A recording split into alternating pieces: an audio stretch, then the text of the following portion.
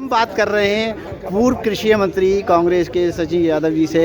Sir ये बताइए, आज बजट है और बजट को लेके सर चर्चाएं चल रही हैं। रहा सवाल ये, जितने का बजट नहीं है उससे ज़्यादा कर्जा है, इस पे आपका क्या कहना है? देखिए, ये सरकार ब्याज चुकाने वाली सरकार है, ये सरकार कर्ज लेने वाली सरकार है। और हमने पिछले जो बजट आए हैं उन बजटों में सरकार की जो वित्त प्रबंधन है, सरकार की जो हकीकत है, वो हकीकत को बयां करने का काम हुआ है।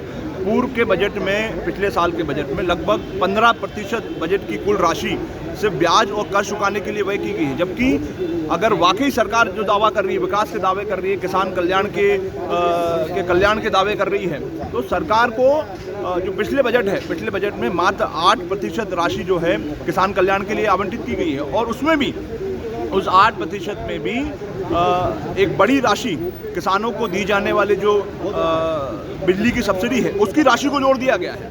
और हकीकत में अगर देखा जाए तो किसानों के कल्याण के लिए व्यय करने वाली राशि का प्रतिशत मात्र 2 से 3% है। अब आप बताइए, क्या ये हमारे किसानों के लिए न्याय उचित है? एक तरफ प्रदेश की 70% आबादी खेती और किसानी से जुड़ी हुई है और उसके लिए कुल बजट का मात्र 2 से 3% व्यय किया जा रहा है। तो ये अपने आप में किसानों के साथ धोखा है, छलावा है। सरकार किसान कल्याण वर्ष मना रही है, लेकिन किसान कल्याण वर्ष में अगर सरकार वाकई किसान हितैषी है तो इस सदन के माध्यम से जो व्यापार समझौता अमेरिका के साथ हुआ है उसका विरोध होना चाहिए, जहां पर किसानों की अनदेखी करने का काम किया गया है, और इस ट्रेड समझौते को निरस्त करने की मांग करनी चाहिए। सर ये बताइए, यहाँ बात करें, आज ग्वालियर में मेला भी है, मुख्यमंत्री जी भी उसमें जा रहे हैं, तो इसमें आपका क्या कहना है? देखिए, मैंने जिस प्रकार पहले भी कहा कि आज हमारे जो किसान है वो बढ़ती हुई लागत मूल्य से संघर्ष कर रहा है।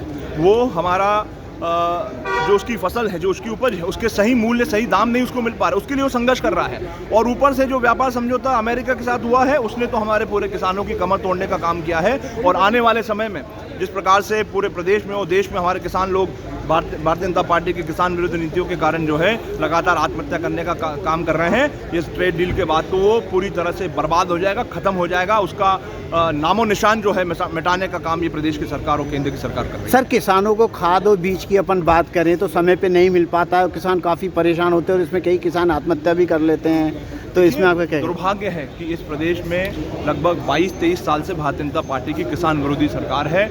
और जो सबसे महत्वपूर्ण निर्णय और फैसले होते हैं, तो जो सबसे महत्वपूर्ण इस प्रदेश की जो 70% आबादी है, जिसके लिए खाद और बीज जैसे मूलभूत सुविधाएं उनको मिले, वो सरकार उपलब्ध नहीं करा पा रही है। और इन 23 वर्ष के कार्यकाल में स्थितियों को सुधारने के बजाय स्थितियां लगातार बद से बदतर होती जा रही हैं। और आप देखिए कि किस प्रकार से जब भी खाद की मांग आती है तो लंबी लंबी कतारें हमको देखने को मिलती हैं और किसानों के ऊपर लाठियां बरसाई जाती हैं। इनके अधिकारी हमारे किसान साथियों के साथ दुर्व्यवहार करने का काम करते हैं। इस प्रकार की घटनाएं लगातार हमारे प्रदेश के अंदर निर्मित हो रही हैं। Thank you.